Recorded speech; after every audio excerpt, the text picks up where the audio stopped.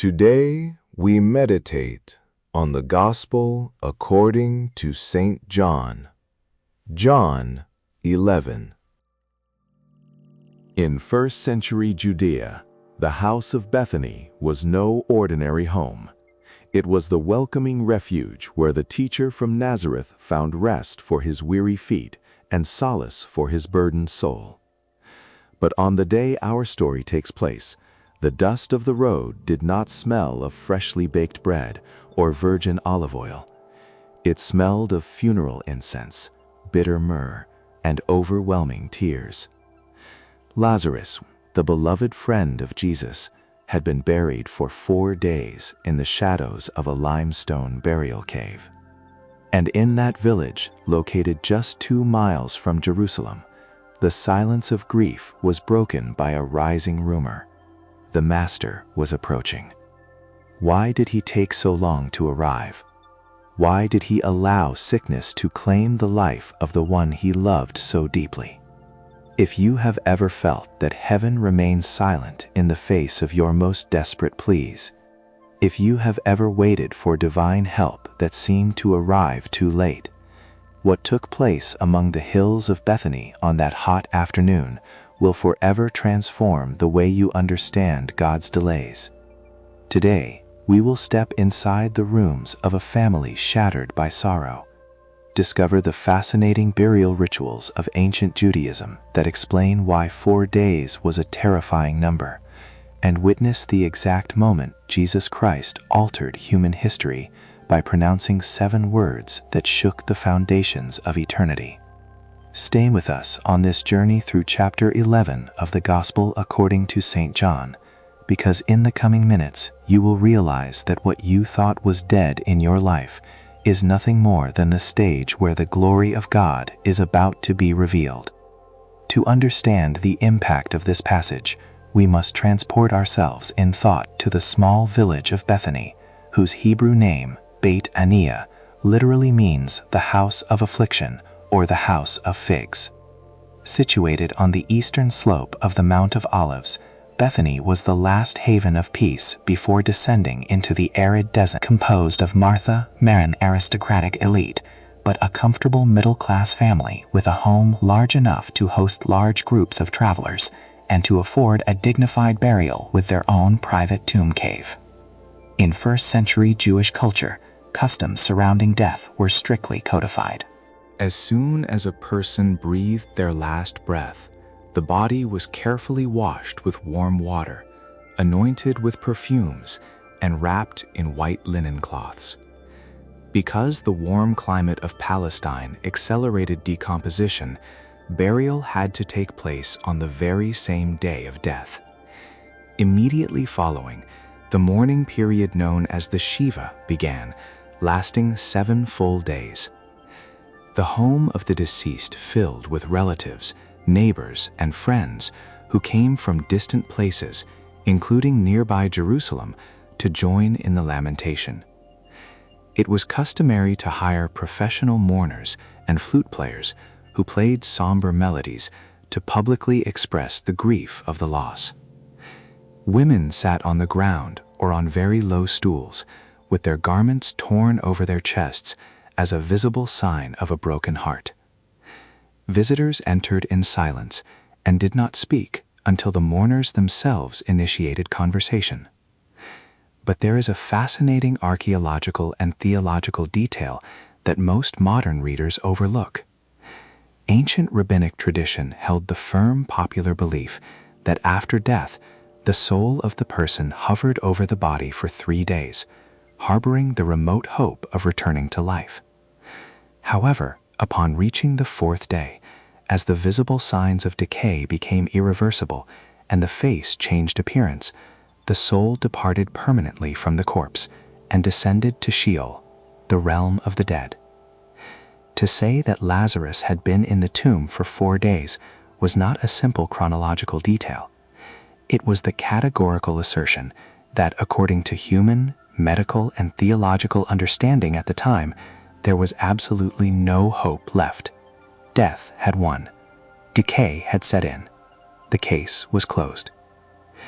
It is precisely into this scenario of absolute hopelessness that today's reading from the Holy Gospel according to St. John enters in chapter 11, verses 19 through 27. Let us listen with open hearts to the sacred text. At that time, many of the Jews had come to Martha and Mary to comfort them about their brother. When Martha heard that Jesus was coming, she went to meet him, while Mary sat at home. Martha said to Jesus, "Lord, if you had been here, my brother would not have died. But even now I know that whatever you ask of God, God will give you." Jesus said to her, "Your brother will rise." Martha said to him, "I know he will rise in the resurrection on the last day." Jesus told her, "I am the resurrection and the life. Whoever believes in me, even if he dies, will live, and everyone who lives and believes in me will never die. Do you believe this?" She said to him, "Yes, Lord. I have come to believe that you are the Messiah, the Son of God, the one who is coming into the world." The Gospel of the Lord. Praise to you, Lord Jesus Christ.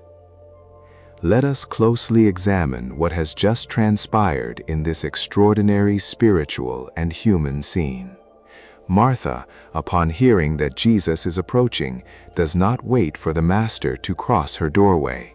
She runs out to the outskirts of the town. Her instinctive movement reflects her energetic, practical, and passionate personality, the same nature that earlier led her to busily prepare meals while Mary listened at the feet of the Lord. But let us pay attention to the very first words that come out of her mouth. "Lord, if you had been here, my brother would not have died." How many times have we uttered that exact same phrase in the secrecy of our hearts? How many times have we felt the sting of painful reproach during a prayer that seemed lost in the void? Think for a moment about our daily modern experience. When a loved one falls gravely ill and we find ourselves in a hospital waiting room, staring obsessively at the clock as the minutes pass relentlessly, or when we go through a devastating marital breakdown, the collapse of a business project after years of hard work, or the sudden loss of a job that sustained our home. In the face of our shattered certainties, our first impulse is to look up at heaven and cry out with tears in our eyes, "Lord, if you had intervened in time, this would not have happened. Where were you when I needed you most?" Yet Martha's cry is not a shout of atheist rebellion, nor is it a door closing. It is the trusting lament of someone who loves deeply. It is the honest prayer of a soul pouring itself out before its best friend.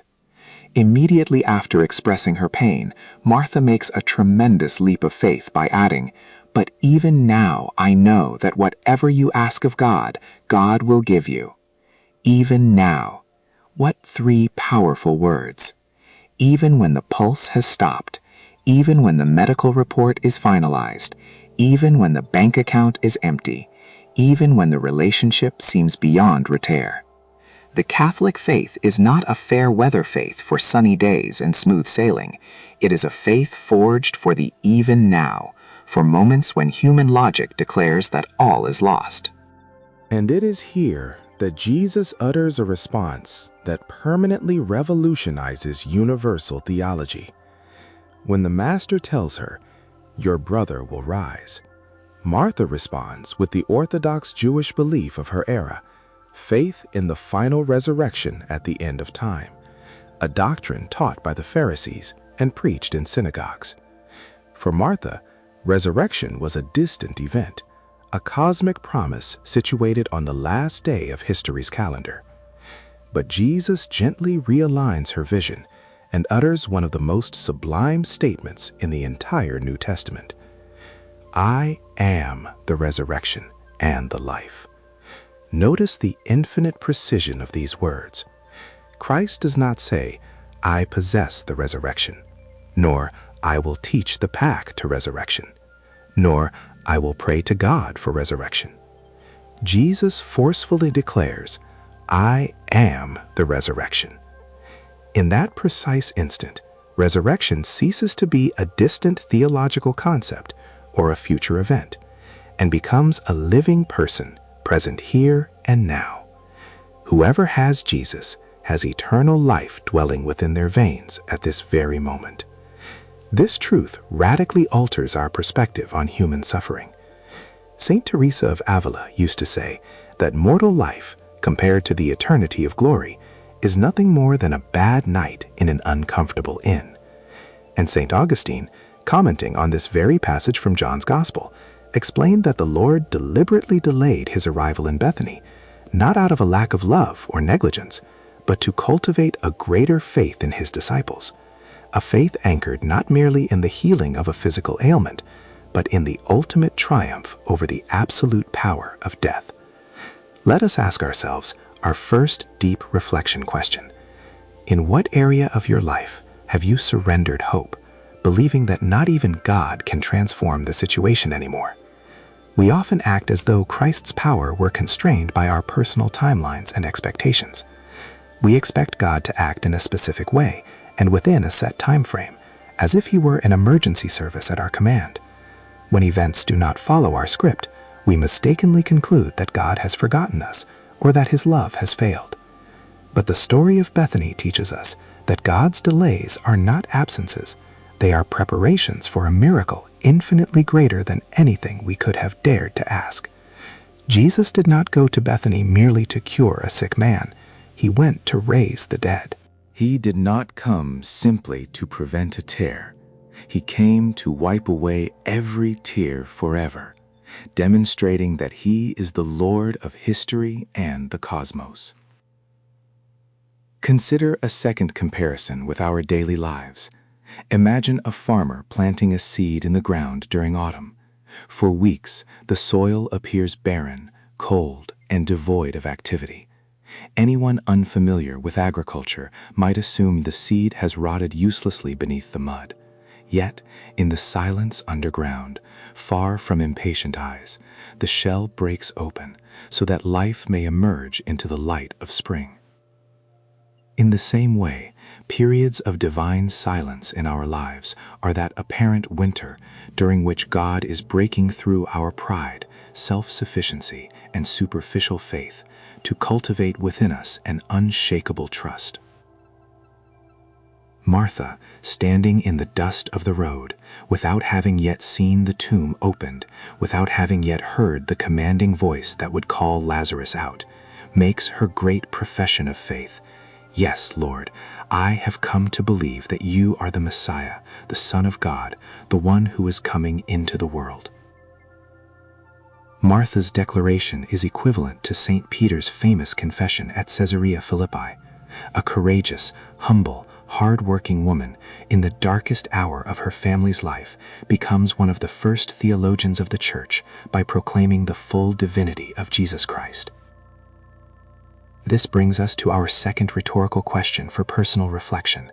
Are we capable of professing our faith in God's goodness and power when visible answers have not yet appeared and sorrow still weighs heavily on our hearts? Pope Benedict XVI reminded us in his catechesis that Catholic faith is not an abstract theory designed to escape the world's problems, but a light that pierces the darkness of human pain, granting us the absolute assurance that no life is ever lost in the hands of the Heavenly Father. Martha's faith did not instantly erase her grief, but it transformed her despair into an expectation filled with love and reverence. Let us enter now into a brief space of inner meditation. Imagine for a moment that Jesus stands before you today, looking directly into your eyes with infinite tenderness, asking you the same direct question he asked Martha 2,000 years ago. Do you believe this? Do you believe I can restore joy to your struggling home? Do you believe my mercy is greater than your past and your deepest mistakes? Do you believe that death does not have the final say over the loved ones who have departed from this world? Pause for a moment the busyness of your thoughts. Set aside work anxieties, relationship tensions, and the endless noise of screens. Descend into the quiet sanctuary of your soul, where only God sees you and hears you. In this moment of inner silence, you do not need complex formulas or memorized prayers. Simply present to God your open wounds, your persistent doubts, your fears about the future, and the absences that still ache in your heart. God is not frightened by your questions, nor is he offended by your tears. Jesus himself wept at the tomb of Lazarus, forever hallowing human tears of farewell. Offer him today your own 4 days of apparent delay, your lost causes, your dreams buried under the weight of disappointment, and listen as his serene voice echoes in the depth of your heart. I am the resurrection and the life. Whoever believes in me, even if they feel dead inside, will live again. Let us now turn our trusting prayer to the Heavenly Father, united in one voice and one heart, as brothers and sisters in the family of faith. Lord Jesus, Master and friend of Bethany, today we draw near to you with the same humility and trust of Saint Martha. We acknowledge that we have often felt overwhelmed by life's trials and have allowed impatience or complaint to cloud our vision. Forgive us for doubting your love when your timing does not align with ours. We ask you to pour out your grace upon every home watching or listening to this meditation. Touch with your healing hand the sick in our families. Comfort those enduring the heart-wrenching grief of losing a loved one, and strengthen fathers and mothers who struggle daily to provide for their children amidst uncertainty. Lord, instill within us a living and steadfast faith like Martha's. Before the graves of our failures, our struggles, or our anxieties, grant us the courage to proclaim that you are the Messiah, the Son of the living God. We commend to your infinite mercy all our deceased brothers and sisters, trusting that you have welcomed them into the heavenly homeland, where there is no more weeping, mourning, or pain.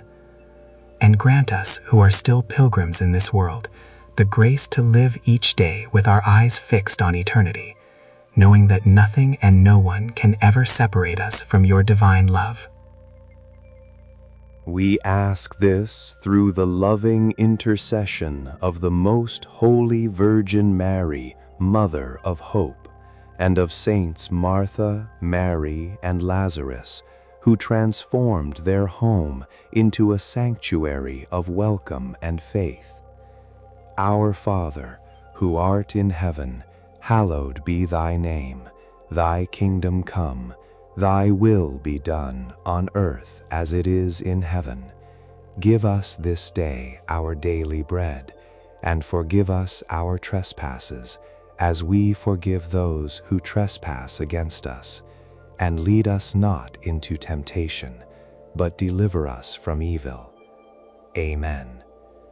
If this reflection on today's gospel has brought peace to your soul and kindled a spark of hope in your heart, we warmly invite you to write in the comments the phrase, "Lord, I believe that you are the resurrection and the life." By sharing your testimony or prayer intentions, you are not only strengthening your own faith, but you may also become the exact instrument someone else needs today to keep going. We encourage you to subscribe to Biblical Strokes and activate the notification bell so you never miss an episode of our daily journey through Scripture. Tomorrow, we will explore Jesus' teachings on unlimited forgiveness and the transformative power of persistent prayer. Share this video with your family, parish friends, and prayer groups. May the Lord bless you abundantly, guard your steps in peace, and make his face shine upon you and your family this day.